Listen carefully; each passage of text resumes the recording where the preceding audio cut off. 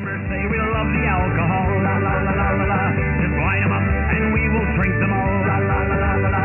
But my mother always said, if you want to drink all day, you best start in the morning, son, 'cause that's the Irish way. We don't get drunk, we get awesome, and every other mother will agree. We don't get drunk, we get awesome, so order up around for you and me. We don't get drunk, we get awesome, and every mother must agree. We don't get drunk, we get awesome, so order up around for you and me, and you and me, and you and me. Let there be whiskey.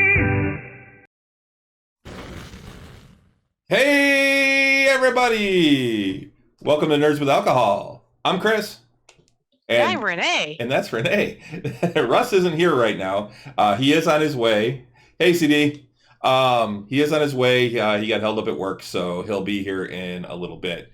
Oh, man, I should have just grabbed your top hat and pretended to be Russ.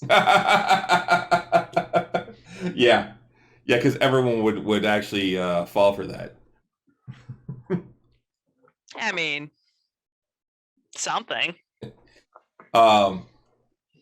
Well, we are on tonight, Thursday night, because my work actually had to take precedence on Tuesday. I had a big change I had to make, so we had to move it to tonight.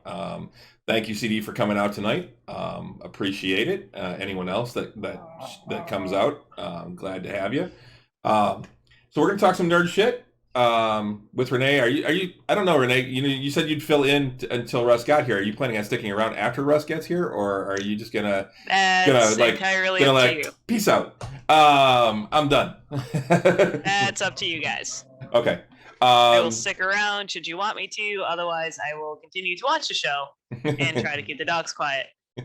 All right. If you do stick around, that's great. That's fine. It'll be up to you on how you feel, but it'll also be a matter of I'll have to fix some things because this 2-person thing works great when it's 2 people, but when it's a third, the Zoom meeting thing gets kind of wonky, and I got to go to a different screen. And I mean, it depends if you want to hear dogs growling at my feet the entire time, because I'm sure you can hear Belmont doing a little hissy fit because Trevor's looking at him. 2-year-olds. Yeah, I mean, siblings. Yeah. They're 7-year-olds. Yeah. Well, one's 7, the other's 3. Yeah, kids. That's right. That's right, CD. Yeah. Just kids. Yeah. They're not actually that old. I mean, one's almost 4 and the other's a year and a half, but like human equivalent years. Mm-hmm. So I guess we'll start off like we always do. How was your week, honey? My week was okay. I mean, work is work. Work is very busy. New harvest has hit. That's good. It just in time too, because I was running out of cider for Zombie Killer and it got really sketchy there. Like, we actually legit ran out of Zombie Killer for about a week and a half. Because there were no apples. The new harvest hadn't hit yet, and they were out of last year's harvest. And I'm probably going to run into the same issue this time next year, because this year's harvest has been reduced by about 30%, which I know most people don't like this. Most people don't even like remotely know anything about like the apple harvest in Michigan and California and Washington, but because it directly affects my job and what I do by producing cider and hard cider, it affects me directly. So I know way too much about apples and harvesting. Well, but go ahead. Sorry. But like I ran out of juice. I ran out of cider for about a week and a half, because just when the apples are gone, they're gone. And it was one of those, like, we were contemplating like potentially bringing in like apple concentrate and reconstituting it and fermenting that to like bridge the gap. But then we're making concentrate, and we didn't want to go down that path, so we chose not to. And the new harvest had hit like just in a nick of time, because even though like I ran out of juice, or ran out of cider to produce Zombie Killer, we were only physically out of Zombie Killer in the warehouse for about a week. So not too many orders got delayed. So we weren't worried about like losing spots on the shelf or tap handles or stuff like that. Right. But I mean, I completely cut Punk Lemonade production for the last 6 months because I was trying to slot out the all of my fermented cider that I had in house for a Zombie Killer. Yep. So we didn't run out of it in the tap room. You got to keep the flagship out there. I mean, Zombie Killer accounts for about 60% of everything that I make. So yeah, if there is one product that we absolutely cannot run out of, it is Zombie Killer. Yeah, the foot stomping is the old way of pressing wine, pressing grapes. Yeah, that's wine. Historically, how they used to press apples is you essentially mash them, and then you have a boil them, mash them, put them in a stew. That's how you get apple butter. So yeah, but no, basket press have been used historically, and you can actually still purchase them. We actually at Bee Nectar have 2 different styles of fruit presses. I have a small little 4-gallon guy that is a classic like vertical press, vertical basket press, like wood slats and all. And we also have a 250-liter bladder press, which essentially you fill this cage. It's got a bladder in the middle, and you fill it with water and pushes the fruit to the side and squeezes all of the juices out. And that is how I will make some of my specialty products. We don't do this with apples because I just buy apple juice usually from Blake's, because they're a cider provider, like or an apple juice provider as well. And I mean, I buy 5,500 gallons at a time, and I will buy a truck every 2 to 3 weeks. Yep. So that is a lot of apples. We have Russ. Yeah. Hey. All right, hold on. Let me see what I can do here. You said bladder press, and I just went, I gotta go to the bathroom. What the? That's just not cool. Let's switch over here, and let me go to here and switch the view to gallery. And now they can see all of us, and I just need to fix. Nope, not that. There we go. I need to fix. Oh wait, nope, that doesn't fix.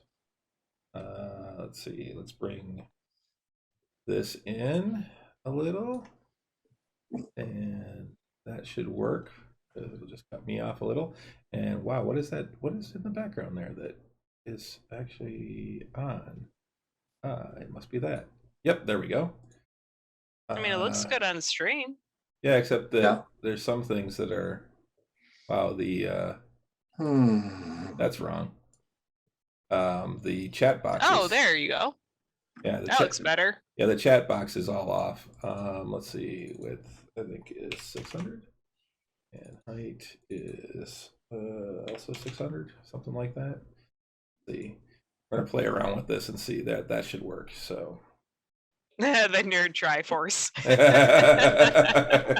And we gotta fix the. I like that. I like it. I like that too. Where's the name? Nope, that's my name. There it is. That should be it. Yep.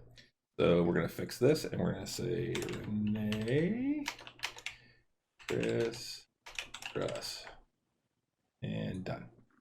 Okay. Now it actually looks more like it should. So patent pending. So work. Yep. I mean, we've been busy. New harvest has hit, and I mean, as you know, it's like, hey, honey, I'm going to be late tonight. Yeah. Oh man. So sorry about that, guys. I got one of those from Russ today. Hey, honey, I'm gonna be late tonight.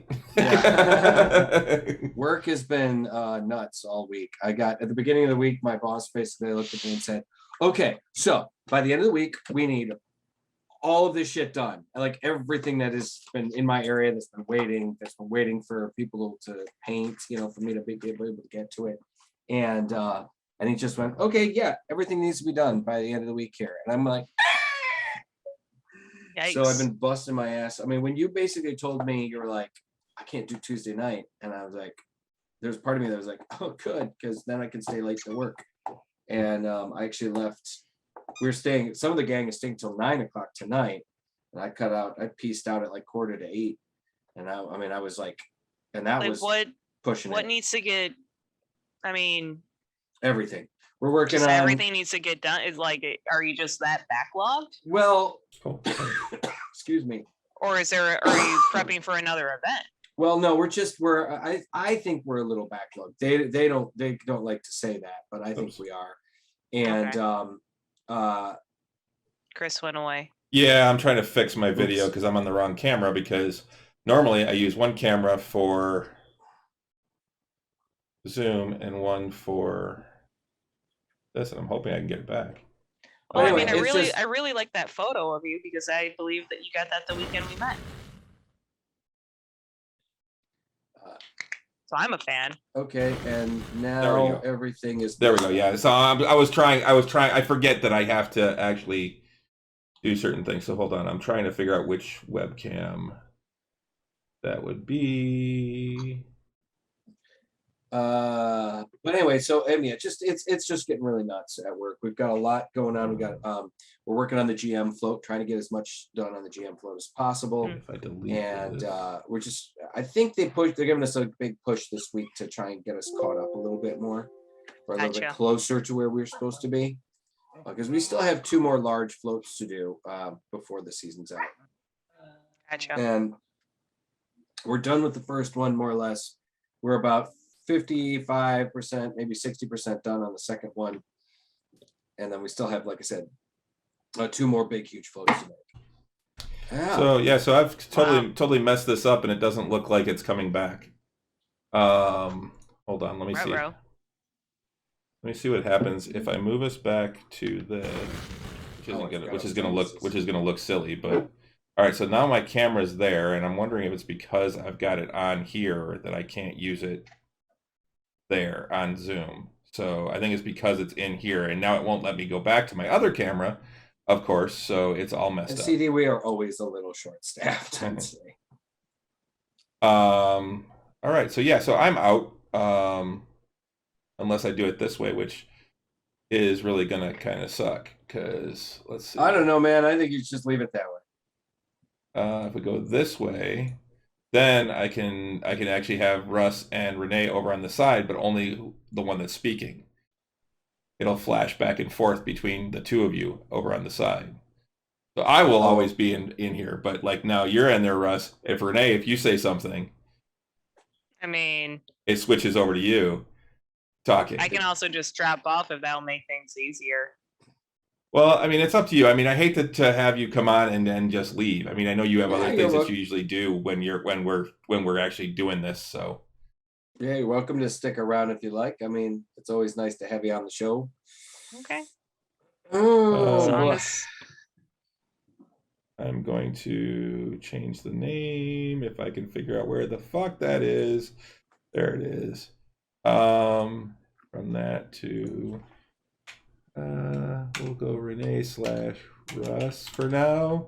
So all right, so I'm going to always be on the screen, and you guys will be switching back and forth based on who's talking. Okay, that sounds fine to me. So Renee just went over her week. Now, one of the things I was going to bring up though, Renee, was the thing I learned about harvesting was cherries, actually, a few years ago, when I learned that they waste so many cherries because they're forced to. What do you mean they're forced to? The government regulates some of the, I guess the government regulates some of that, in that to keep the cherry prices stable and not have them drop, they actually force them to leave at times like 40+% of their possible cherries that they could harvest on the ground to rot. So there is some truth behind that, and most of it is actually that's not true. Instead of, they can't sell them as fresh cherries in the supermarket. They will tell them that is what they regulate. Instead, so let's say you have a big cherry harvest, and they only want 60% of it. The remaining 40%, will then go into producing something like cherry concentrates. They won't leave it on the ground and go to waste. It just can't be sold as a fresh cherry. Because when you have instances like what happened to me last year, 2020, where we had a late frost. So this year we had a late frost in early May, which knocked out 30% of the apple harvest. Last year we had a frost in mid-May, which happily missed the apple blossoms, but it nailed the cherry blossoms, and I didn't have cherry. I actually had to find a new supplier for my cherry because we historically have always gotten it from Traverse City, and Traverse didn't have any that year. They actually had to import cherries for their cherry festival that year. That is messed the fuck up, man. Oh yeah, That's having really an agricultural product sucks because you're dependent on the harvest. Yeah. So Michigan is flooded. The West Coast is on fire. So like the Michigan harvest is reduced by 30%. The Washington harvest for apples is they're coming in with reports like 35 upwards of 40% reduction due to drought. Because the apples themselves are physically smaller and they're just not going to be as juicy.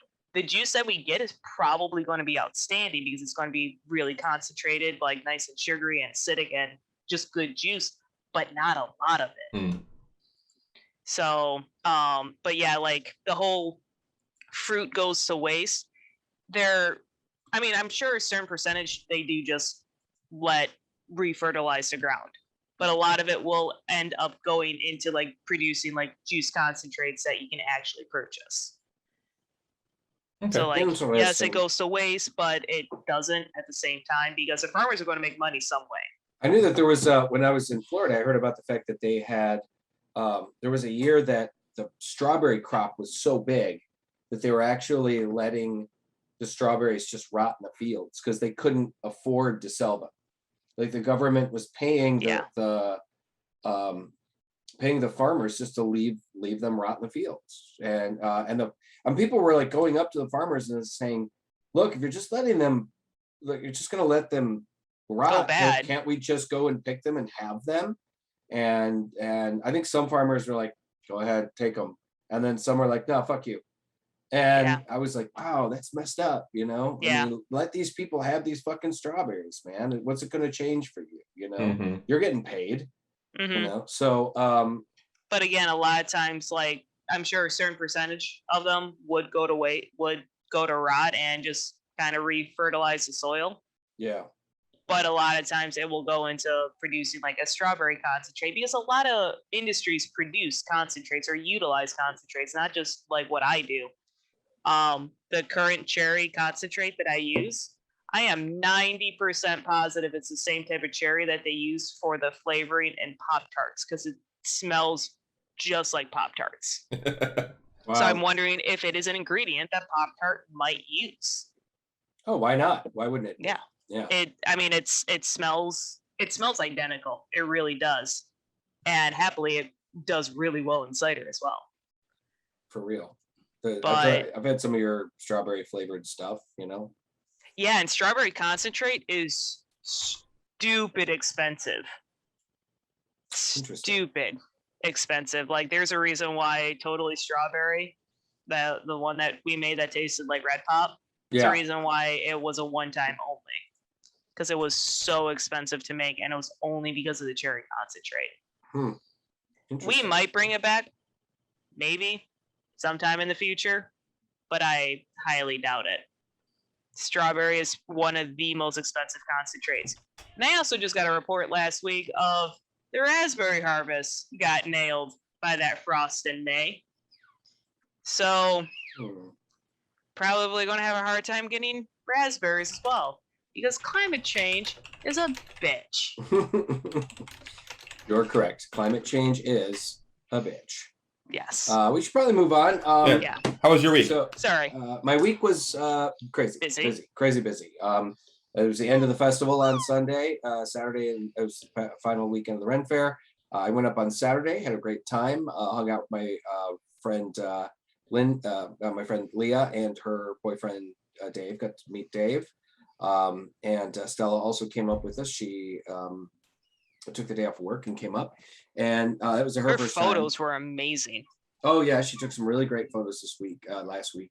She took underwater photos in the Those mermaid tank. Those were cool as hell. Yeah, we're getting more and more. The guy that took them has been taking more and kind of releasing little bits after he's edited them, and they just really turned out fantastic. So she's going to be doing another couple. They've planned some more shoots. The photographer with Stella, and she's really excited about it.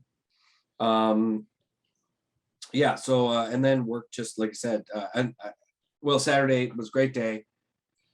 We left there and came back here and just kind of hung out. It was a lot of fun. And then Sunday, the place got monsooned. I saw the videos. Holy so bad, shit. yeah. I felt so bad for my friends at the festival, because honestly, one of the worst things about, is one of the worst things when you're a Rennie is having the last day rain out. And the even worse than that is when it is such a torrential downpour that the festival closes early, because that's what happened. The fair closed, closed early. Water just filled every area of the festival. The parking lot got flooded to the point that like several people people were getting stuck, and it was insane. I heard it was like 2 inches of rain in a very short amount of time. An extremely one of my coworkers was up there. Yeah, it was incredible. So yeah, and I always feel bad, because when that happens, it denies the people the ability to, I don't know, just have like a good closing weekend. Yeah, you don't get that closure. Yeah, exactly. You don't get a chance to like say goodbye to your friends, and as well, because everybody just pieces the hell out, And so I felt bad, even though I'm no longer taking part in the festival as an entertainer or as a worker. Sorry, I'm just looking for something. I still felt really bad for everybody that is, because they didn't get to say goodbye, and that really sucks. So anyway, though, the rest of the week was just kind of nuts, because like we just had work turned into crazy, just like incredibly insane. But the murder mystery dinner that I am involved with is almost sold out, so that's pretty cool. And now we got like maybe 4 or 5 seats left, and that's pretty darn good, for particularly in this like climate, I guess, for lack of a better term. It's just selling tickets to a show right now where people are still kind of like nervous about COVID and everything is still kind of tough. But we're really excited, and we're looking forward to it. I think it's going to be fun. And I also found out today that they would like me back at the Canterbury Village for Halloween. So I will most probably be done, unless they may be trying to like pay me less, like per day. And I don't know if I'm going to work for, not a lot less, but a little bit less. Oh, there it is. Okay. Not a ton, like, well, it is, it'd be about 20% less. And I'm not cool with that, I think it's mainly just because they're like trying to get everybody to be paid the same amount, Yeah. I'm like, I've got a little more experience than a lot of these kids, and plus I'm going to be Oliver Ogre there, so I'm going to be a little bit more of a marquee character.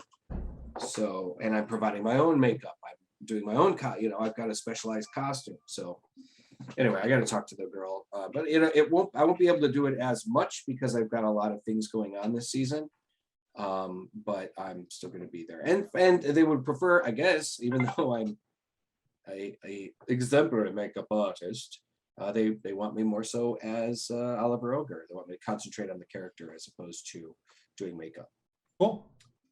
So it's kind of cool, but it's also kind of like, I'm a pretty good makeup artist. It's just kind of funny. But so anyways, just a crazy week, and it's nice to be able to sit down. My friends Linda, Chris came back into town Linda's husband Chris came back into town to get her squared away, and the mermaids are heading back south in a couple of days. Yeah. And they hit the mermaids. Siren Tales hit. I do need an agent. You're right, CD. Siren Tales hit 40,000 followers on TikTok today. Over 40,000. Yeah, cool. That's pretty cool. Yeah. So anyway, you were saying. I was just gonna say my week was busy as hell. Obviously, I had to work Tuesday night, which is why we couldn't do the show that night, because we had a piece of equipment fail, so I had to go in and replace that. Mm-hmm. And then, other than that, it's just been a lot of work. My cornhole league started up last night. Cornhole. Yep, my buddy and I went 1-1. We won one match and lost the second one. And while we weren't sure that we belonged in the social division, but we hadn't played in a long time, so we figured, we'd go back in low, and then if we really just are winning by a lot every game and just blowing people away, we'd go up to the competitive division next time. And Oops. but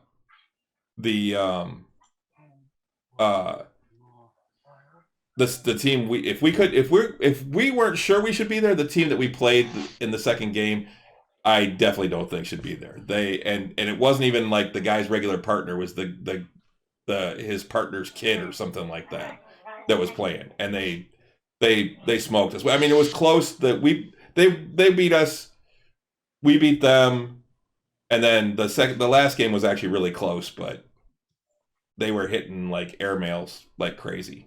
So okay. But yeah, other than that, I'm looking forward to Tavern Nights tomorrow night. I'm very excited. Yes. I actually finished Grimbold's paint job, and I purposely haven't shared it because I want to surprise Bob with it. Well, that's cool. We should have the entire group back tomorrow night, correct? Mm-hmm. Yeah. Yep. Everyone should be there. He's going to get tested to make sure, because they traveled, and they went to Florida, so he is going to get tested for precaution to make sure he doesn't have COVID. And he actually should have gotten tested today, I believe. Yeah, I think so. And so yeah. Yesterday or today, he was going to get tested. Yeah. So now, so here's the big question, Russ. With work being crazy, are you going to be able to make it on time tomorrow? I should. Fridays we generally don't stay super late because it's Friday. Because we've stayed super late. We stayed late Tuesday, Wednesday, and Thursday. Yeah. With the way we finished last game, we can't start until you're there. Right. No shit.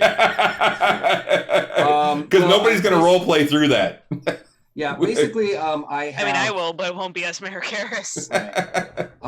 Well, basically, like I'm almost at full time right now, so all of tomorrow is going to be like they have to take 3 hours off, or 2.5, 3 hours off for lunches. Mm-hmm. So, and I'm at 39 hours or something. So I'm actually at like 34 or 30 or 36 or 35, 36. So I've got, and then Eric said something about giving me like 5 hours of overtime. So I can't do more than like a full day tomorrow. So and we'll be out of there at like 5. I'll be fine. Yeah, I'm taking the afternoon off and part of that is to work on the campaign. I want to do some painting. I did a quick paint job on a guy today. I'm starting to get into just using the contrast paints. So it does like for those that don't know, they're basically paints that they do a paint and a shade at the same time. So it actually eliminates one step. It makes it, you can actually do some really quick painting of when you're doing like a lot of minions or things like that, and things that don't have a lot of high detail. You can really quickly paint a bunch of them. Like I painted that the ghoul that got put up, or the ghast that got put up on both our Instagram page and on Facebook. I painted that in 15 minutes. Oh, wow.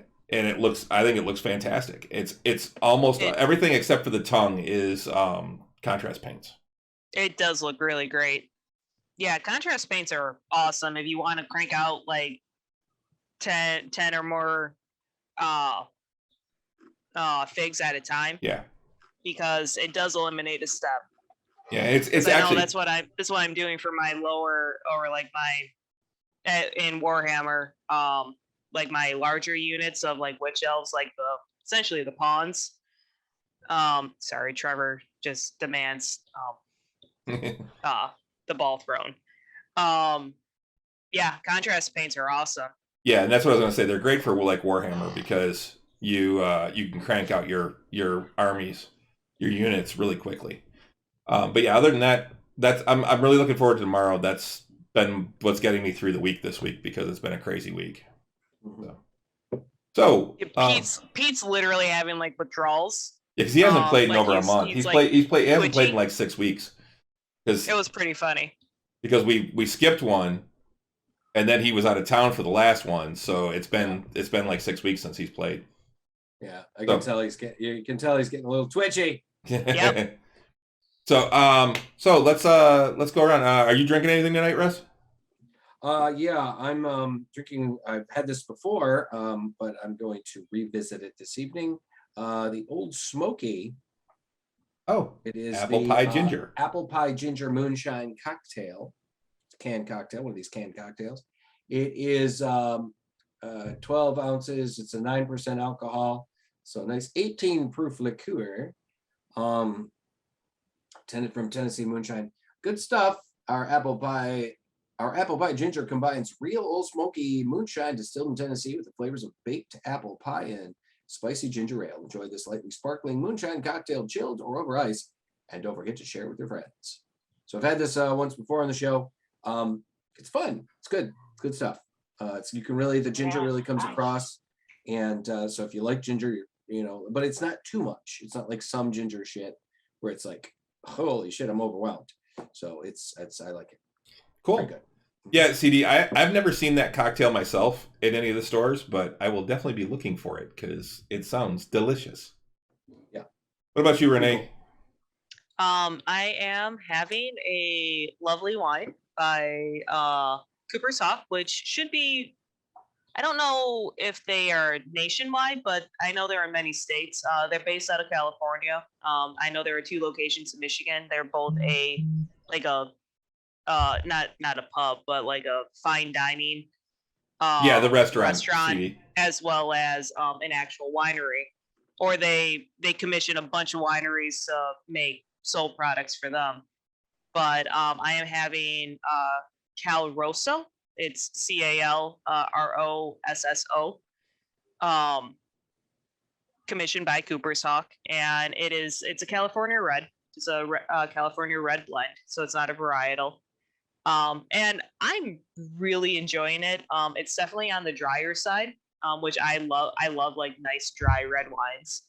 I would describe the flavors more. It's a very bold flavor. A good tannic note, so you get like that dryingness. Not so much astringency. It's not so tannic where it's astringent, but it does have a good tannic note to where it does make the palate a little bit on the drier side.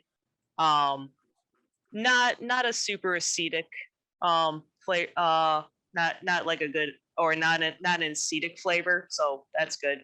I don't like acetic in my wine. That's personal preference. Some people love it. But it's got a really nice, an overall nice blend. It's got some like nice cherry aromas as well as like red plum. They definitely aged or they fermented on the skins for a little bit longer on this, which that would pull some more tannins off the skins. But I really enjoy it. I personally would give this probably a 4 out of 5 on wine tasting, especially for like a red blend. Cool. I think like if you go to a like a Cooper's Hawk restaurant, I want to say this is like $22 to $25 a bottle, so not horribly expensive. I was reading some other reviews on it. Some people say pepper and cinnamon. I personally don't get those notes. I definitely get more of like cherry and plum. I get oakiness, but not so much pepperiness off of it. But okay. I really enjoy it. Cool. I am drinking a beer by Shorts. This is the last one I have of this one, I think. I bought a 6-pack. It is the Shorts Brew Pure Michigan Autumn IPA. It is it's an American IPA or India Pale Ale made with all Michigan ingredients. So and it's got like the whole leaves with the peninsulas. It is 5.6%. I had to actually look that up because it's not on the can. It is a lighter golden color. It I'm actually it doesn't have a like a really super strong hop note. I'm gonna take a little sip here. It's not as hoppy as you would expect from an IPA. It is hoppy. It's very dry. Yeah, actually, on their website, it's only 40 IBU, which is actually kind of low for. Oh, that's not bad at all. That's not bad at all for a IPA. I like a lower IBU IPA. I don't want my palate destroyed. But it says brewed in partnership with Pure Michigan as an homage to the splendor surrounding us. Pure Michigan IPA is made entirely with ingredients grown on Michigan farms. This is a quintessential IPA with balanced hop bitterness and malty fruited sweetness. Like pouring all the best parts of the Michigan outdoors into a glass and imbibing thanks to the malt from Empire Malting Company, Great Lakes Malting Company, and Valley View Farms, and the hops from Michigan Local Hops and Hop Alliance. Cheers to Pure Michigan. I have purchased products from all of those places except Hop Alliance. Or at least Griffin Claw has. Yeah, I'll say it is pretty balanced. There is a little bit of a hoppy bitterness. There's no tropical notes. It's much more of the earthy hop flavors. I'm not sure which hops they used in here, but it's probably not Centennial or Citra or Cascade, because I tend to recognize those since those are the ones that are used in most of the IPAs that I drink. But it is very dry. I would probably give this about a 3 on my personal palate. It's not bad, but it's not the kind of thing if I see it on if it's the only choice out of craft beers, I would drink it in a bar, but I'm not going to go out of my way to buy it.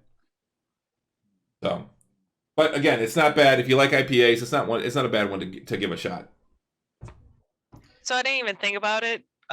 CD message or had a comment of he said he's becoming a port wino lately. Yeah. And likes red stews.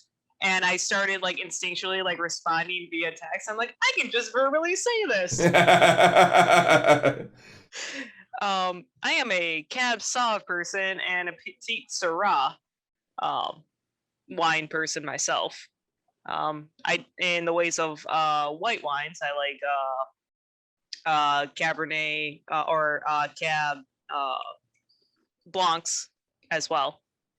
Not big on white wines, but I do enjoy a Cab Blanc once in a while. He also said he found Sunrise Bay and it's just as good as the mint one, which equals awesome.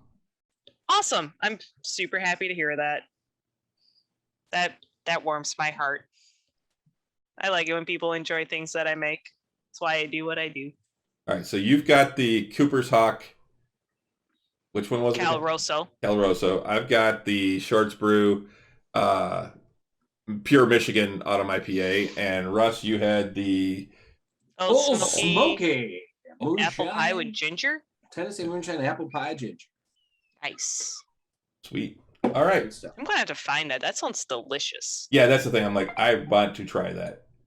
I can make a barrel and vines run on the way home from work tomorrow. I can too. I'll be out earlier. BTW, literally 0.8 miles away from where I have PT. Okay, cool. So if we need alcohol runs, you let me know. As long as you're in physical therapy. Yeah, that's 3 days a week. Yeah. So it's not gonna be forever though. No, but for the time being it will. All right, so let's get talking. So Renee found an article today that it looks like this just broke this afternoon, and I've only seen it in one source so far. Yeah, so I've only seen it in one source so far, so I'm taking it with a grain of salt. But There is reports out there now that Krysten Ritter will be back as Jessica Jones on a Disney Plus series. I heard this as well, that they are in that it is a go. It is a go. Now, what I've That would heard, be awesome. I've also heard that Bernthal is going to be back as the Punisher. That they've Yes. actually talked to him, and they're going to bring him back. Now, what they're planning to do with these is they are going to reboot the shows. Right. There will be no mention of the previous shows from Netflix, which I think which in some cases I think is too bad, but I understand it.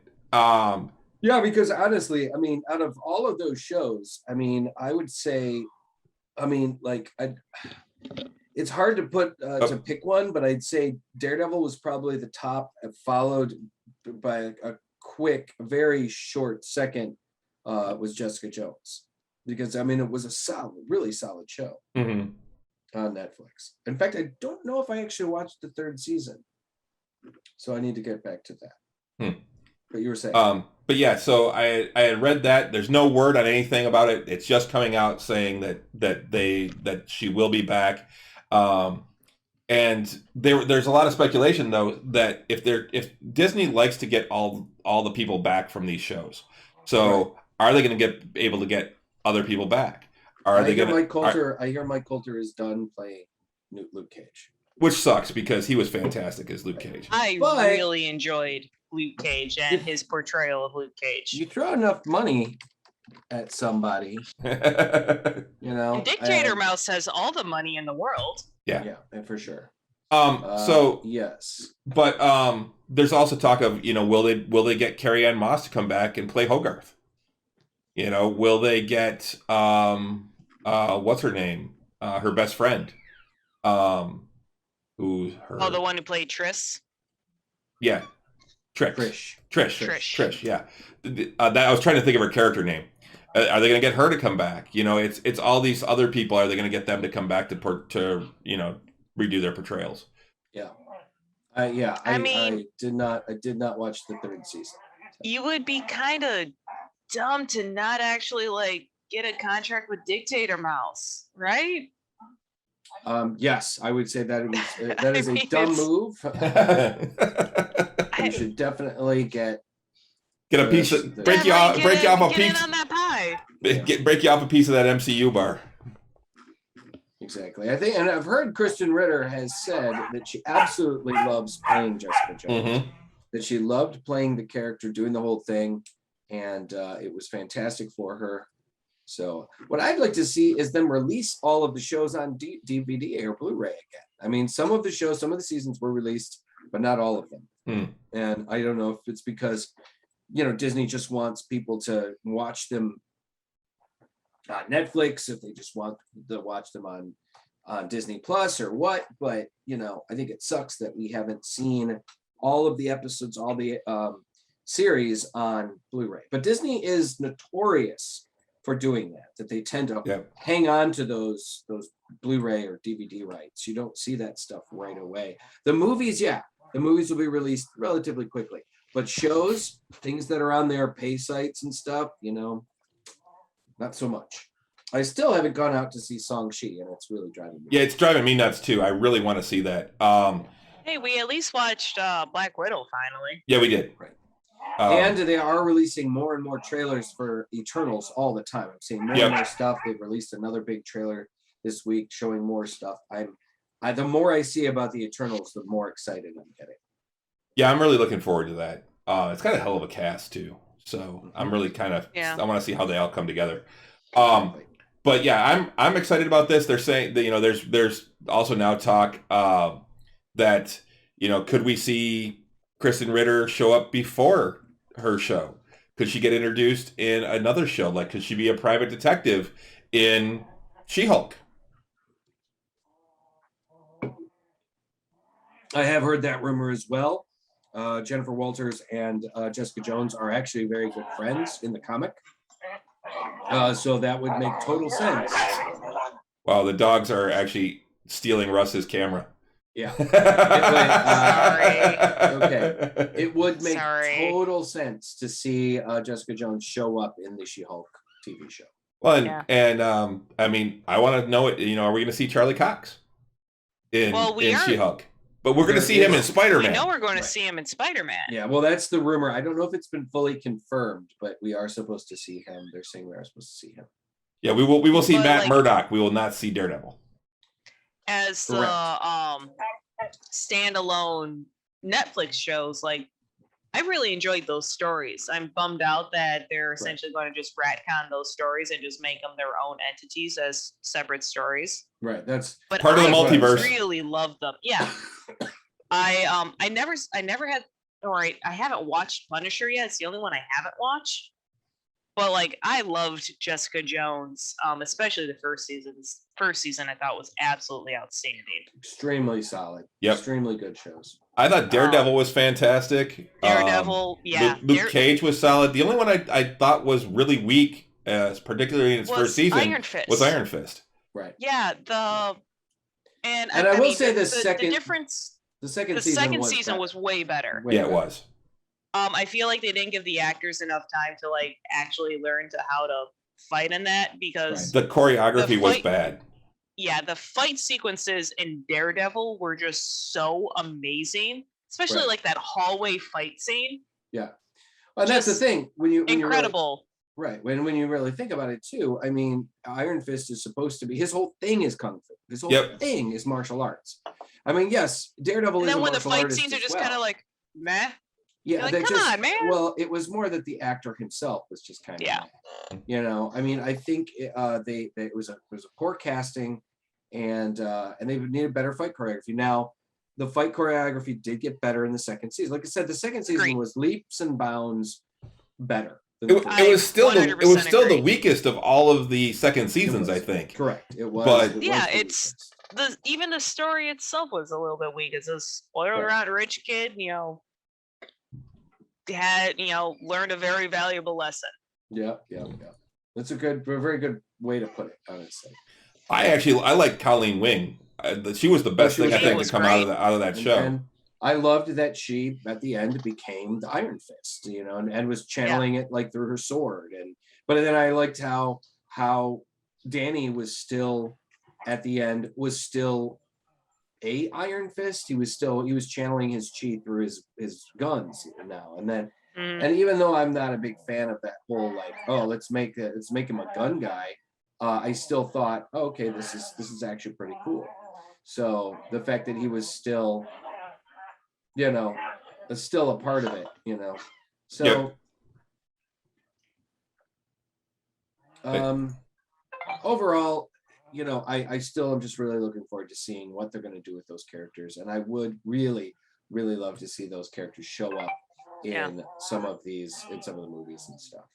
I would love to see David Tennant come back as the Purple Man. Well, no, see, here's the thing, though. The article I read said that they have to be careful with that. Yeah. Well, it would be great to see him come back as Purple Man because he was so creepy. They have to be careful to not just redo the stories that Netflix did. Correct. This is true. The thing is, the Purple Man story is intrinsic to the character. It is. It's very much a big part of what she went through and how and who she is it's most of her PTSD. Yeah. Right. Yeah, very much so. It's why she drinks so much. It's right. It's very tied into the character, of the early comic book series. I mean, it's very much a big part. So not having the Purple Man and not having that, I mean, they could probably refer to her trauma at some point. But and that's what they're saying. It's probably going to be like at a later point in her life, in her career and life. Also, revisiting that storyline could potentially be very difficult for the actress because it was rough, man. I mean, if you read the comic, the Purple Man is insidious. He's horrible. He's a horrible person, a horrible villain, and they've made him even worse in the comics.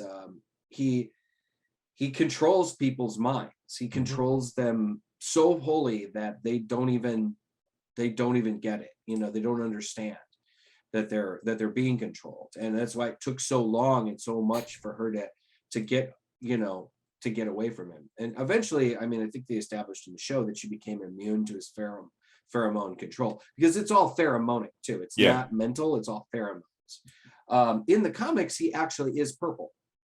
Skin, his hair, everything's purple.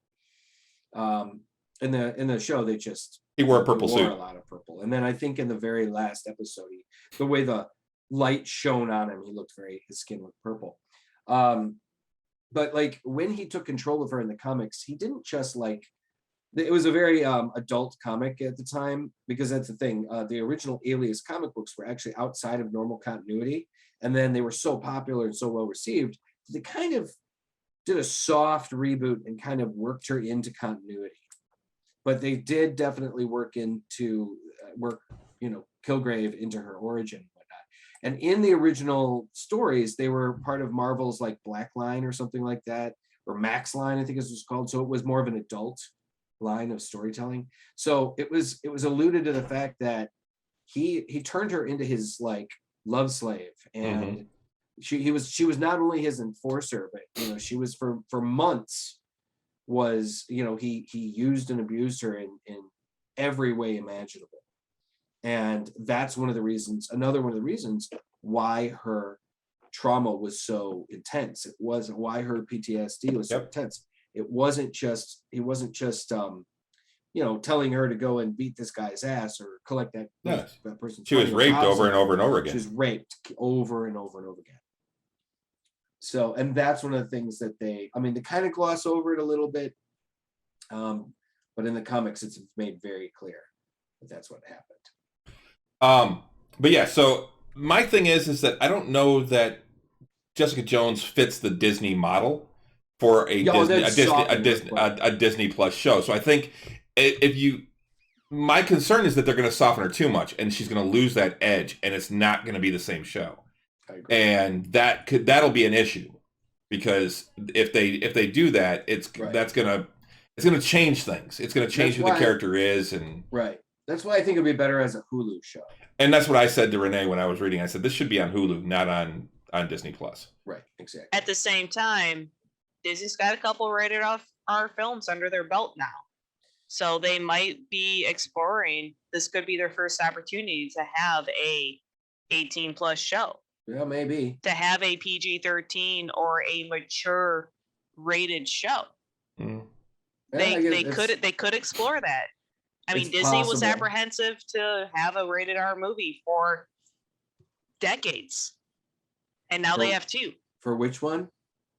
Deadpool's rated R and Wolverine's rated R. Sure, yeah, but those aren't Disney. Those are Fox.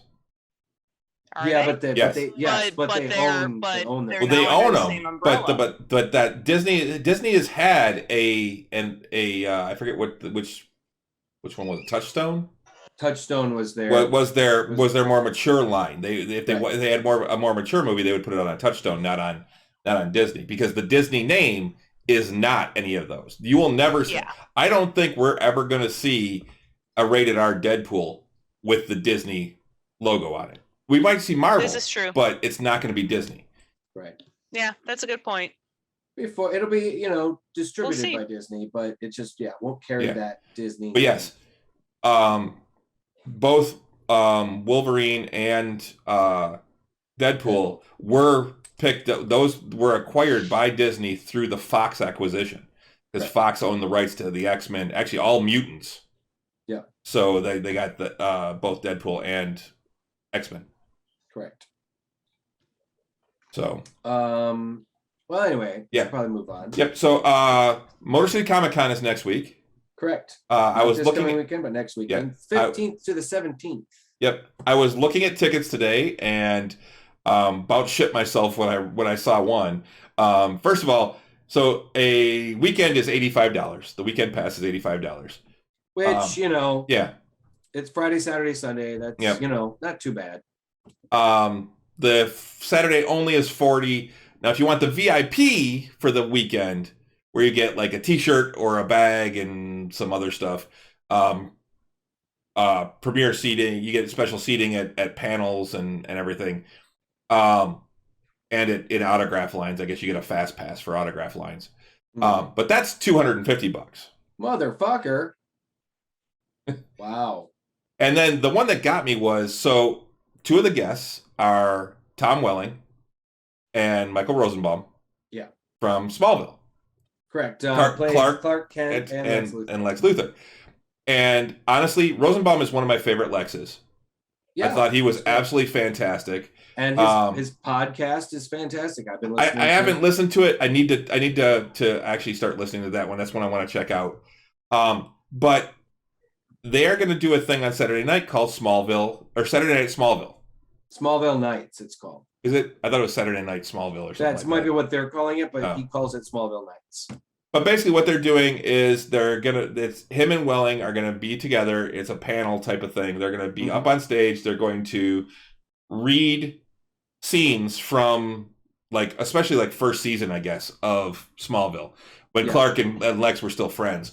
And it's kind of like, I mean, they do silly things, like apparently they'll swap roles, or they will, you know, they do a lot of commentary. They do goofy shit. They interact a lot with the audience. Apparently, it's a show. Yeah, and they bring people up to actually act with them and like give them scripts and say, all right, you're doing this part, you know, type of thing. And they're saying that everyone that goes gets a gift, and like 3 people are going to be selected to get some sort of special gift out of Michael's actual like personal collection or something like that.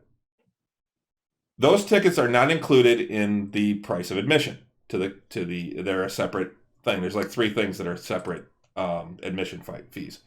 This particular one, which is probably the one out of all of the 3 that I'd be like, oh, hey, that'd be cool to do. Oh yeah, fuck that. It's $200. What? $200 a seat.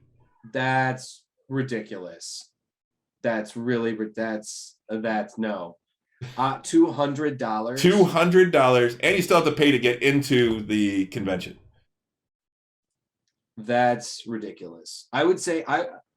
I would have considered $100. I would say $100, because that is a very intimate kind of thing. Yeah, it's kind of, you know, depending on how many people they limit it to, or you know. But $200, fuck that noise, man. That's ridiculous. Yep. It's absolutely ridiculous. I like Rosenbaum a lot. I like his show. I like his podcast, you know, and I loved Smallville. I have every box set up there, right there. All, what is it, 10 seasons? All 10 seasons. On DVD. I'm not paying $200 to sit and watch the 2 of them, you know, for an hour and a half. It's, you know, essentially jerk each other off for an hour and a half. Yeah, because it's from 8 p.m. to 9:30, I think, is when that is. No, that's just ridiculous. Not going to happen.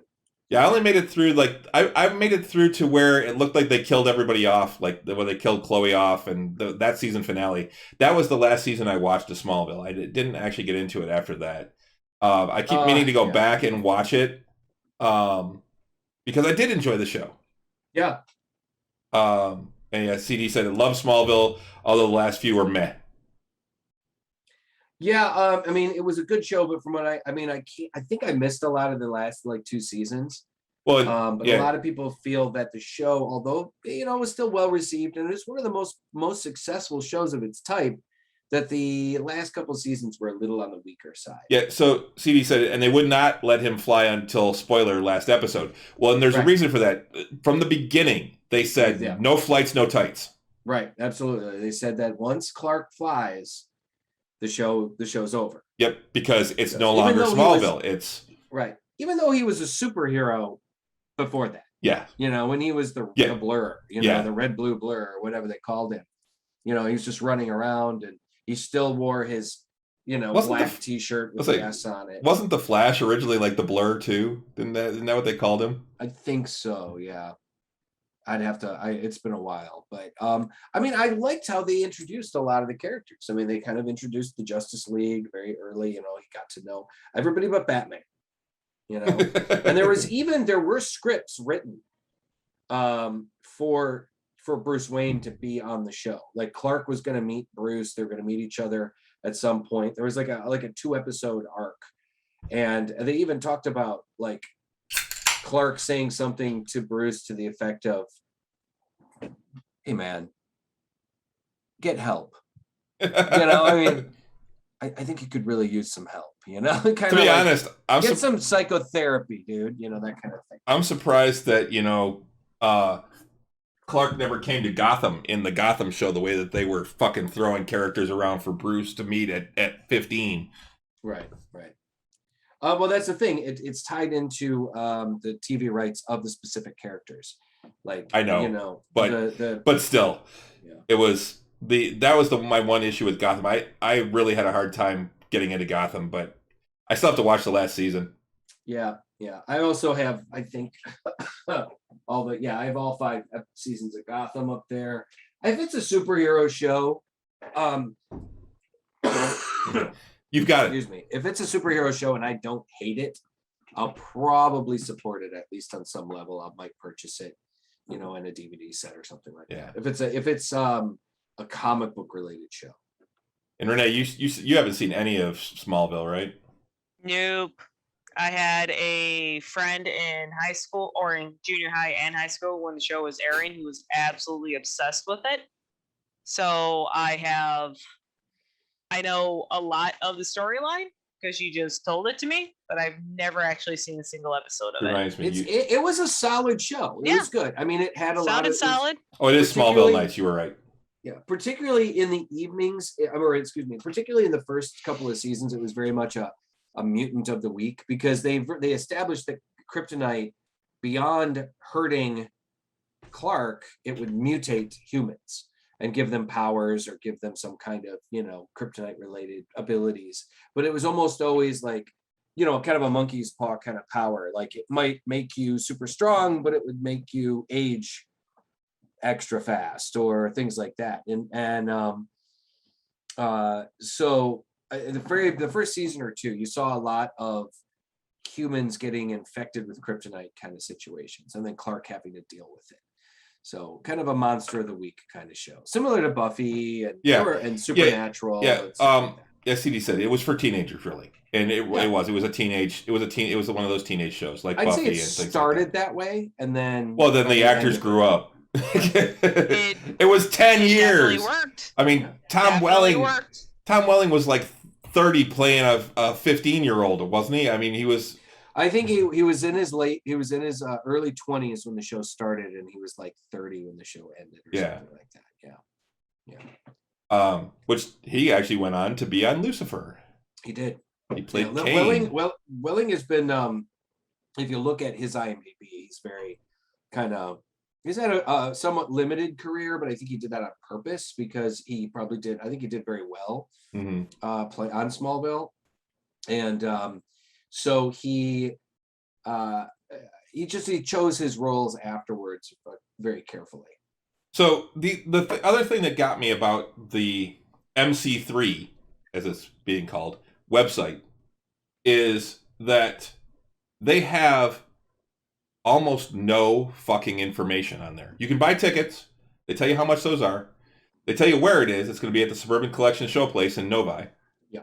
And other than that, if you look at the location, it's got the location, but parking info, click on that. Oh, 2021 parking info coming soon. It's a week away. Yeah. All right, exhibitors. Oh, hey, the floor plan. Look at that. Oh, 2021 information coming soon. Yeah.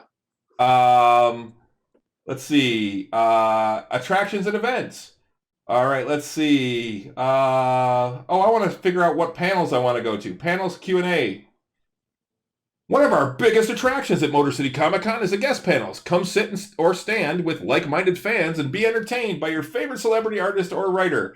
Ask questions, hear stories, and more at your favorite star spotlight panel. Panel schedule is typically announced 2 to 3 weeks prior to the show. It's 8 days. There's no info. Well, I think they were keeping the playing the cards close to the chest because they're being very careful. You never know when a spike in the coronavirus is going to happen. They were going to have to cancel. Now, I don't think that's going to be a thing now, but I think a lot of these conventions really are like they're being very careful about getting back to it. Well, but my issue is, okay, you're a week out, all right? I may not be able to go I can't necessarily go Friday, Saturday, and Sunday.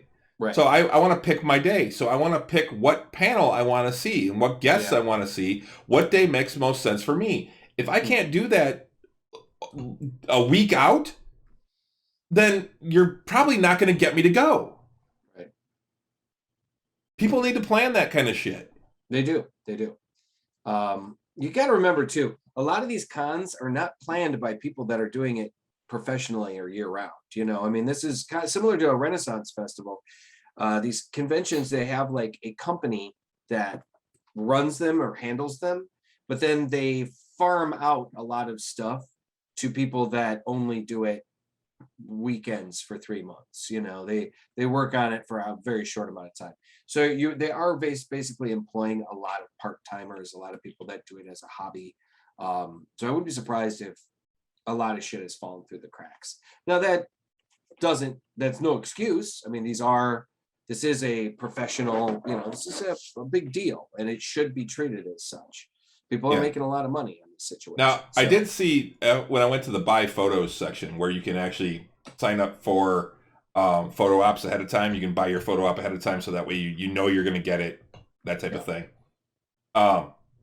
And when I click here for tickets, you go through a couple of them, like the Elijah Wood Saturday Group A is already sold out. That's $180 a photo, by the way. $180 a photo to get a picture with Elijah Wood. Frodo? With Frodo, yep. That's nuts, man. And well, actually, it looks like it's it's a photo autograph combo. Even so, that's a lot of money, man.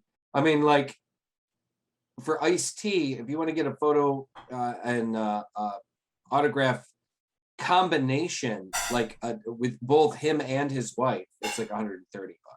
Yeah, Coco's 60, right? Ice-T's 70, I think. Yeah, and there's no deal for the two together either. It's just together, $130. Yeah, I'm not seeing them together. It's probably down here farther because you got to go through. I saw it on the page at one point. Yeah, but yeah, so like John Barrowman is like $60. John Barrowman cosplay photo op, which is one of the ones. I guess he's going to dress up in a costume and take photos with people. The costume that they have, the picture they have of him is him dressed as Wonder Woman. That's some funny shit. I'm like, you know what? I kind of want to do that one. That is Saturday. And then they got regular ones on Sunday. He's also going to do cosplay on Sunday. Michael Rosenbaum is, I think, $70. Meatloaf is 70. It looks to me that that's about the going rate for some of the bigger stars. About Mike Coulter is 65. Ming Na Wen is 75. Looks like she's only going to be there on Saturday. You know, I just listened to an interview with her on Rosenbaum's podcast, and she was really fucking cool. Tom Welling is 80. Okay. If you want the boys duo, that's 120. That's the boys duo. Yeah, it's Star and Esposito. Oh, okay. I didn't know they have a third one. They have a trio for 160. It's Star, Esposito, and Moriarty. I didn't know she was going to be there. Moriarty? Who's Moriarty? Looks like it's what's her name? Starlight. Oh, yeah. They must have added her. Because that's new. I hadn't seen that. I don't see her by herself. Oh, there she is. Oh yeah, that's new. Yeah, Erin Moriarty. $60 for a picture with her. I just hope that I kind of want to get one with her just to stand next to her to see how short she really is, because she is tiny. I kind of wanted to see to go. Looks like Catherine Tate canceled. Oh, I didn't see that. As did Dennis Lawson from Star Wars. There she is, Erin Moriarty. Yeah, earlier today, Karen Tate Tate was still on here. Yeah, I see she's gone now because there was the combo with her and John Barrowman. See, I miss the time when you could just walk up to their table. You could stand in line. and walk up to their table and just say, hey, I'm a big fan. Yeah. And just maybe chat for a second, if you're not paying for an autograph or a picture, you can't take long. But if you stand through the line, most of the time they'll at least be able to, you can say, they'll entertain your well wishes. Yeah. You'll be able to walk up and say, hey, I just want to say I'm a big fan, that kind of thing. And love what you do. Thank you. That kind of thing. Yep. And because I kind of got a kick out of doing that a little bit. I think I got to do that for Codex. What's her name? Started Geek and Sundry. Oh, Felicia Day. Felicia Day. I got to walk up to Felicia Day and just say, hey, I love what you do. Love everything. That was great. And I kind of introduced her to Stella because Stella, you got to meet her. She's kind of the queen of nerd, internet media stuff, at the time. Because she really was. She started she was one of the people that kind of really kicked off a lot of nerd culture on the internet. Yep. The growth of it anyway. So, you know what? And here's so anyway, I would love to see that. And there probably will still be some of that. I wouldn't be surprised if Rosenbaum and Welling have tables and people can go up and just they do signing and whatever. Because I mean they're decent stars, but they're not, huge stars. They're not fucking Frodo Baggins. They're not allowed. Let's see, where is it? Okay. So they probably will still have those experiences where you can go, but some of the biggest ones you're not going to be able to do. Who the fuck is Clifford Chapin? I'm trying to see who would probably not be sitting at a table. I don't know, man. I'd say Elijah Wood is probably the biggest star. He's the biggest one on this group. Anthony Starr is pretty big because of The Boys being a big deal, and a couple of these other people are kind of fair to middle. I mean, I'd say Ice-T is a pretty big star. He's been around for a long time. Yeah. No, man, Lemonade. Read the sign. What? Ice-T. No, man, Lemonade. Read the sign. Giancarlo Esposito is a pretty big deal right now, but at the same time, I don't see him not having a table and signing. That's the thing. I'm sure one of the combos is him and Ming-Na Wen, the Mandalorian combo. Yes, that's pretty cool too. So we'll see. I mean, I'm excited. I'm going to go on Saturday. And this is the other tip, guys. I mean, some people will say buy your tickets ahead of time. If you get there early enough, you may have to wait in a bit of a line, but the last couple of years I have gotten there. I have gotten in line and walked right up and bought my ticket. But I've seen people that pre-bought their tickets and they're waiting in an hour and a half line or 2 hours long line, because if you pre-buy your tickets, then they have to search you out in the computer. They got to find it and everything. And it was just, from my experience, it was a clusterfuck. Whereas if you just walk up and buy your goddamn ticket there, you just walk up and you pay your money and you go in. Well, one of the things they were doing this year is they were doing RF wristbands. Yes. And you can pick them up ahead of time next week if you order them. You can actually go buy if you get to the show place, you can go to their ticket office up until 8:00 at night and actually pick up your wristband, and then you can walk in. Then you can walk in any door. Yeah, it shows that you can have your RFID wristband shipped to you. But the 17th of September was the last time you could do that. Was the last date to order for that. You're right. It says that. Yep. So, it's also an extra $12 to get it shipped. Yeah. Yeah. I'm probably just going to get my ass up early, get there early. I may have to wait a few minutes, in a line for a bit. But I'll get my Saturday ticket and I'll just walk in, because, at the door ticket pricing, it's $50.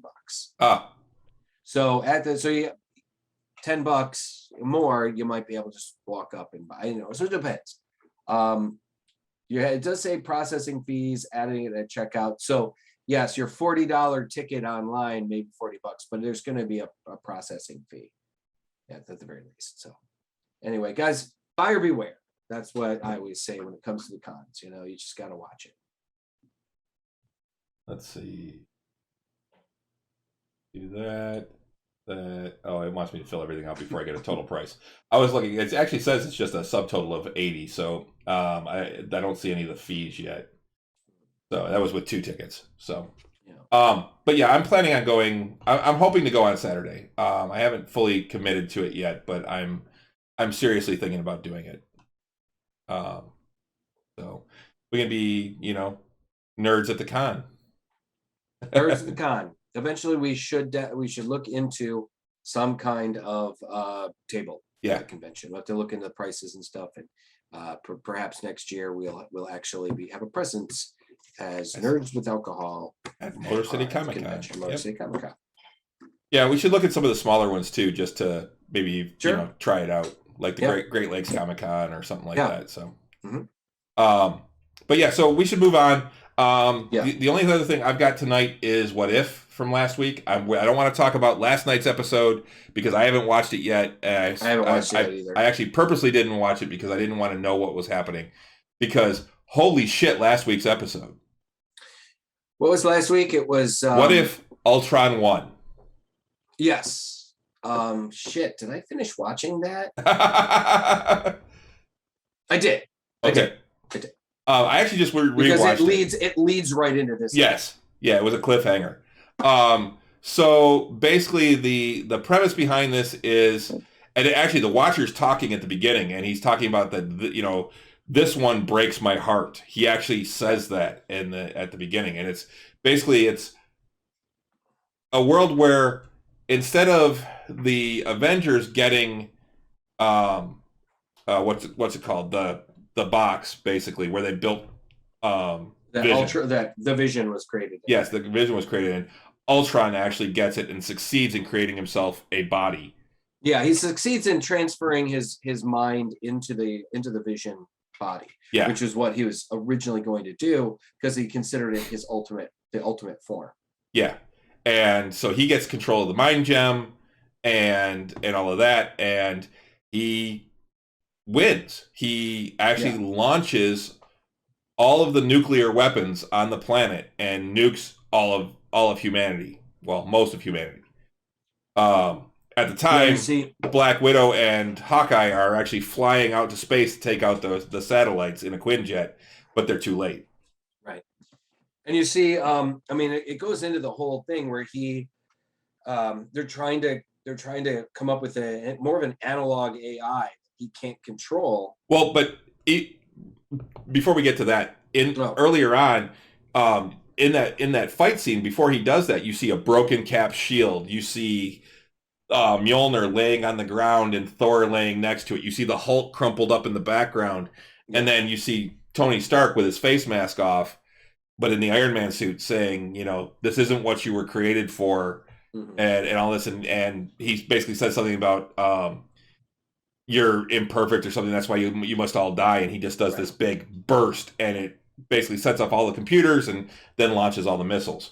Right. It was interesting too that the look was cool because it was basically the Vision with an armor wrapped around him that looked like Ultron. Yeah. So it was like he had wrapped Ultron around himself. Actually, not at that point.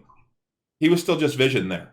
Well, it comes. Yeah, it comes later. That's after. So he does that, and then he's like, finally, peace. And then a portal opens up behind him, and Thanos walks out. Thanos shows up, yeah. And he's got the Infinity Gauntlet, and it's missing one stone. And Ultron just looks at him, and interesting. And he just like slaughters it. Yeah, he just like uses the mind gem and slices him in half. And you see him fall 2 pieces, just side to side. He looks over at the gauntlet, disintegrates a whole chunk of the gauntlet, and then picks up the gems using, I'm guessing, nanobots.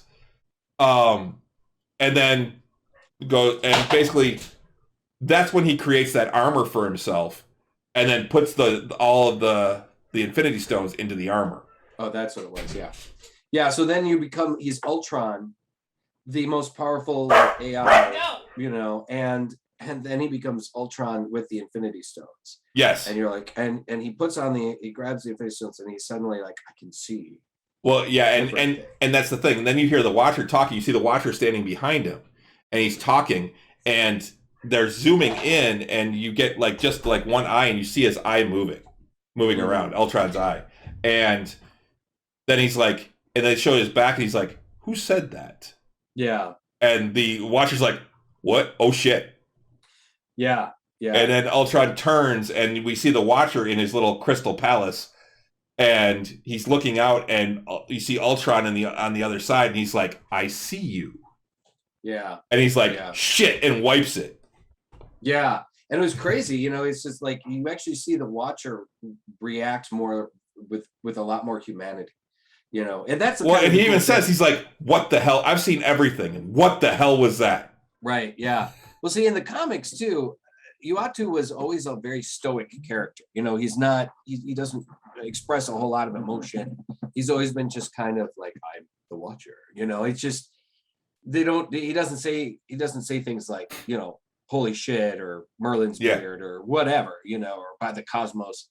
He's the Watcher. And occasionally you'll see him interact with like Mr. Fantastic or, you know, or somebody else will interact with him, but he doesn't change things. He doesn't act upon them. But seeing him in this cartoon was like, I mean, him defending himself physically, going up against somebody with the Infinity Stones. Now, my guess is that Ultron didn't really know how to use them properly yet, because the Watcher may be very powerful.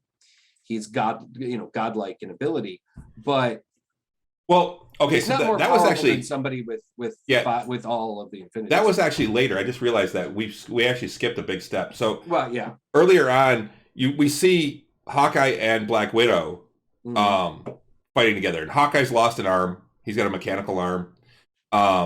They're fighting the Ultron bots basically, and they're looking for something that can stop the Ultron hive mind. Right. And an AI that's older, more analog. Yes, and they're in Russia, and they're looking for this thing. They're looking, and they, but then during this whole time, Ultron's not actually on Earth, because once he gets those Infinity Stones, he's like, oh, there's a bunch of worlds out there, and so he just like, you see him use the Reality Stone to recreate all of his bots that have been destroyed. Right. Basically, just create them, and then he creates a ship, and he's like, I'll bring peace to the entire galaxy. And so you see him go to Asgard at first. Well, Asgard is first, and he takes this new spear this new lance that he's got, and just points it down at the palace, and just blows the whole thing up. Just blows up Asgard. No fight. But then he goes to the gold people. It was like the church or something like no, that. it's the golden folks from Guardians. But anyway, he goes there, takes them out. He takes out Ego. Right. The Sovereign. I mean, everybody. The Sovereign. Thank you. But he takes everybody out, and that's where. And he gets to Xandar. Xandar. And we see him fighting there, and that's where he finally gets the first real sign of actual resistance, because the Guardians were on Sovereign, I believe, helping them fight. You see them real quick, but the first real resistance he gets is there because on Xandar, Captain Marvel shows up. Right, that's right. And I love how she comes in and she's like, all right, Skynet. Yeah. I've seen the Killer Robot movie. Yeah, so that's the thing. This show has been doing more and more to establish Captain Marvel as like the most powerful character in the MCU, and the fact that she was going toe to toe with Thor in the Party Thor episode and holding her own against Ultron, and you got to remember she got her powers from an Infinity Stone, so she has a great deal of ability. But I still don't think. I think, you're walking around with all 5 Infinity Stones. You're a god. You're 5 times fat. Yeah, We're making the same point. Go ahead. Yeah. Let's say you're 5 times more powerful than someone that was created by using one. Right. Now, my guess, maybe, I don't know, they could establish that maybe because he was an AI, he couldn't fully utilize all of them together, or maybe could use them one at a time, whatever. Maybe because he still hadn't had them very long, he didn't truly understand that having them all together is, turned him into something even greater. Yeah, or so maybe he computed all the math so quickly, faster than any organic material could. Right. well, and that's the thing. So she basically punches him into the center of the planet, and they sit there fighting, and she's like grabbing his head and squeezing his mask, and it's starting to crack, and then he just grabs her arms, and she basically says, "You can't win." He's like, "I already have," and grabs her arms and pulls him back, and then next thing you know, you see Xandar explode along with every other planet in the system. Right. He blows up a solar system to kill her. Yes, Right, exactly. And he successfully kills her, but it took a solar system. Right. And then that's where we fully see him go. it's done. It's done. And that's when you see him realize That the Watcher's there. Yeah. As And well. yeah. It's like, and he's able, even after the Watcher goes, he wipes it, and he's like, "Oh my God, God, Yeah. what have I done?" or whatever. And then that's when we go back to the Earth, right. and we see Clint and Natasha looking for stuff inside the Kremlin, and they're looking through boxes for something. I loved it because they're looking for Arna. Zola. Arnim Zola, who had turned himself essentially into a program. And it was some really cool stuff. They found him and everything. But I loved how the Watcher was like, "It's right there. Yeah, you're so close. You're so close. Don't give up. It's Humans right there." never give up. You always have hope. It was so great. It was so cool. But then when really, I loved that whole section of the show showing Clint and Natasha really just doing what they do best, overcoming impossible odds. Yes. It was pretty cool. So then Ultron eventually, they find Zola, and they figure out that what they're going to do is they download him into one of Clint's arrows, and they are going to upload him into one of the Ultron bots to then have him go up and infect the hive mind and take Ultron out. So they start planning that, and they actually get to the point where they're doing that, and they realize that it's not working. They get him uploaded into one of the bots, and they shoot his legs off. And he's like, Right. What the hell are you doing? He's like, "Nah, just so in case you get any ideas." Yeah. He is still a Nazi scientist. Yeah. He's still, pretty much Still a pretty serious Nazi. scumbag. Yeah. He's still Hydra. He's still a Nazi. But basically, Natasha's carrying him, and they're trying to escape from the other Ultron bots. And he's like, they need 90 seconds for him to upload. And he's like, it didn't work. The hive mind isn't in this universe. Right. Yeah. And then we go back and we had seen that basically Ultron broke his way into the Watcher's realm. Right. And he's like, "Oh, so many universes." Right. And he's like, "I will bring order to them all, and it's just so much chaos. I'll bring order to everything." And then they have a Saiyan fight. This is a full-on Saiyan fight. And Super Saiyan fight. Yeah. well, no, they go to Super Saiyan later because the Watcher actually transforms into Super Saiyan mode. Yeah. Yeah. Because you're not wrong. right. That first fight is just it's very much Dragon Ball Z. It's very anime. Did you even watch Dragon Ball Z? A little bit with Veronica. Nice, because I totally watched Dragon Ball Z. But they were fighting, and it was very much that it had that same feel with the flame things going over each other as one builds a shield and stuff like that. And so they're fighting back and forth, and then all of a sudden, at one point, the Watcher just goes boom and gets this armor on. Yeah. And like you I know said, what the Watcher should have done? He definitely should have made a giant spirit ball or a spirit bomb using the life force from every universe, and he would have won. That's anime logic. Well, it's not anime, so be quiet. Fuck yeah, what the fuck, yeah. Well, the thing is, and that's the thing. The and then Watchers spend 3 episodes building that energy. Right, exactly. That's the thing. The Watchers as a race are extremely powerful. They just don't act on their power, and it's really it was kind of cool to see him and then let loose. And then as they start fighting, they're breaking through all the different like walls of the universe. It's like one of those fighting games where you get knocked into the next level. Yeah. And they're like, and it's just boom, boom, boom, boom, boom, one after the other. And then at one point, they wind up in New York, in Times Square, and people are taking pictures and everything like that. And then every time Ultron punches him, it changes. So he punches him, and then it goes to where'd it go to next? Anyway, it just shifted. It shifted like reality. Medieval times and to the Skrull planet, and it went to basically it went through like a whole bunch. Like there were like 15 different ones, and then all of a sudden there's this one big boom, and it's like this frozen wasteland. Right. But the other thing they showed was like the Watcher trying to escape him, and like he gets knocked into this like onto this like jungle planet.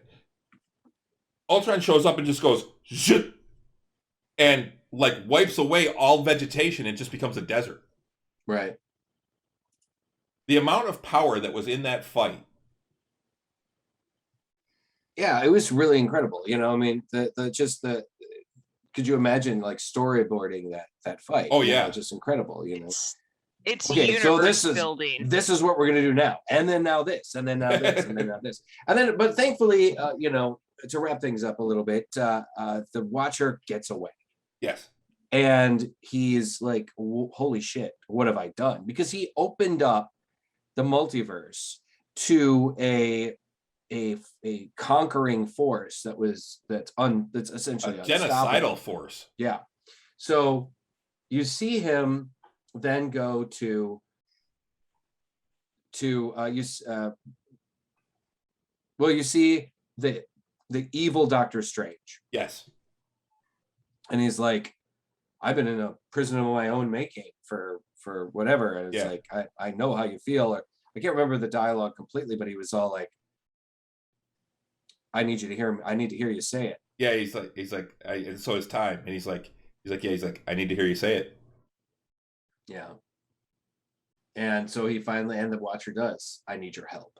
Now, before that, one of, I think, the best scenes in this entire show so far was when Natasha and Clint are leaving and they're escaping out, and he shoots the one arrow that puts up the force field.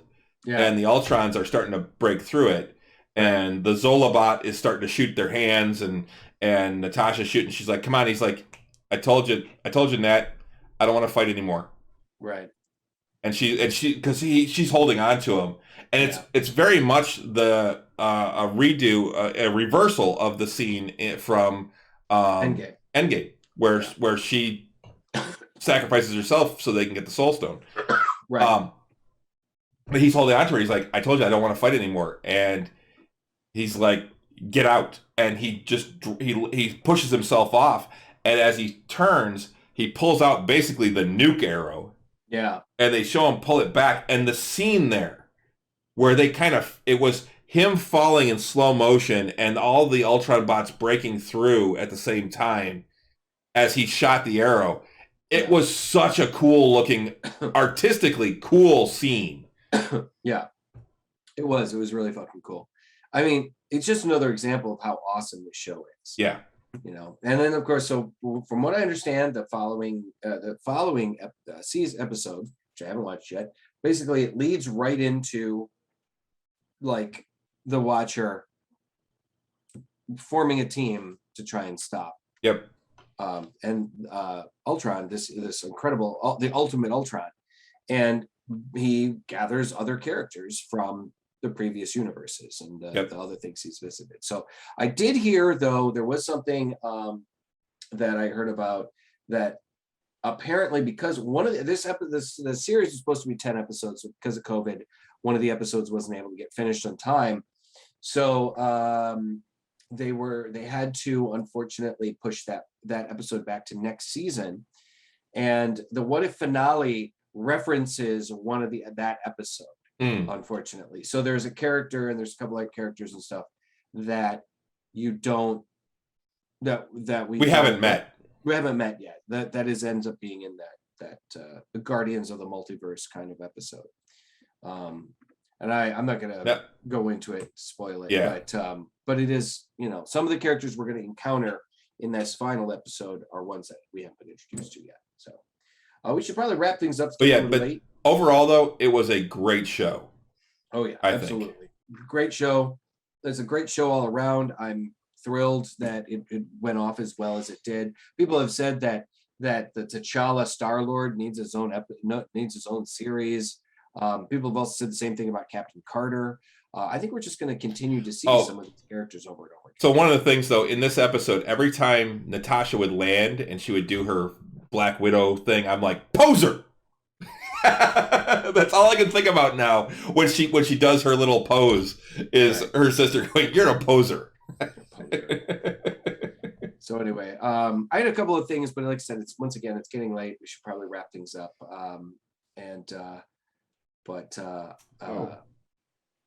only have one glass tonight. I just realized, but I got other things I can use. The guys, be sure to check out the final episode. Chime in on the site. Let us know what you think about it. Let us know what you expected. We'd like to hear your responses on Facebook. Let us know on Twitch, wherever you're watching the various watching our lovely show. If you guys go to the Comic-Con, let us know what you think. We'd like to hear about what you saw, what you. And if you do go, watch for us. Yeah, look for us. Say hi if you'd like. I found out today that I'm most probably going to be at the Canterbury, like I said earlier, the Canterbury Village as Oliver Ogre again for Halloween, and very sporadic days. I've got a lot going on this season, so I don't know how much would be there. Hey, come say hi if you come by Canterbury. It's a much more expanded this year. They've got different haunted events, haunted houses, and things that it's not just the Halloween stroll this year with the haunted maze. Now they've got a bunch of other things too. So come in and check it out.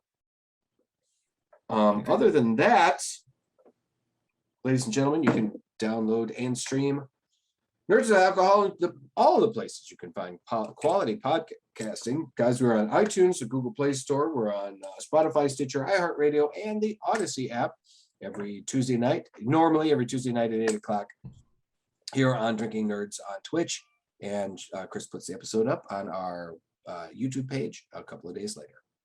Yeah, and you can follow us on most of the social medias. We are on Facebook, Nerds with Alcohol Show. We are on Instagram, Instagram Drinking Nerds, Twitter at Drinking Nerds, and YouTube Drinking Nerds. And then you can find us on the beer drinking app. Just search for Drinking Nerds, send us a friend request, and we'll get you added. Or if you want, you can actually send me a friend request as well at Detroit, the Detroit Beer Guy, which is down there below me. That's I think that's what I'm on there. No, I don't know. I'd have to look. I haven't been on Untapped in a while. I actually kind of stopped doing it. I kind of got bored with it. Yeah. So, all right, well, guys, stay tuned. We've got things in the works and things planning. Be sure to check us out tomorrow night on Tavern Nights for our D&D game. Yep. And it is a triumphant return of the entire cast with our brand new player, Bob. And we'll in a couple of weeks we'll have another person. Yep. Another new person. So. Yep. Hopefully, I just can't make it this month. Yeah. Unfortunately, really nuts. I ran into her at Ren Fair on Saturday, and she had said that she wouldn't be able to join us for a little while because of the way the dates are of our game. Yeah, she has a wedding the first date, and she's got something going on. She's got a wedding tomorrow, and then something else going on in 2 weeks. So exactly. Well, thanks for having me on. Yes, you didn't really talk much there at the end, but that's because I had to take care of an incident down in the basement. I realized that. Yeah. So yeah, that's why I kind of checked out. Did somebody go potty on the floor? Yep. Somebody threw a temper tantrum. No, more like he didn't notify me, or I just completely missed it. But yeah, so I had to tend to that. All right. Well, I think that'll about do it. So until next time. Until next time. Sláinte. Sláinte. That was actually pretty good considering it was only one glass and then my like mug. So, all right. Have a good night, everybody. Good night.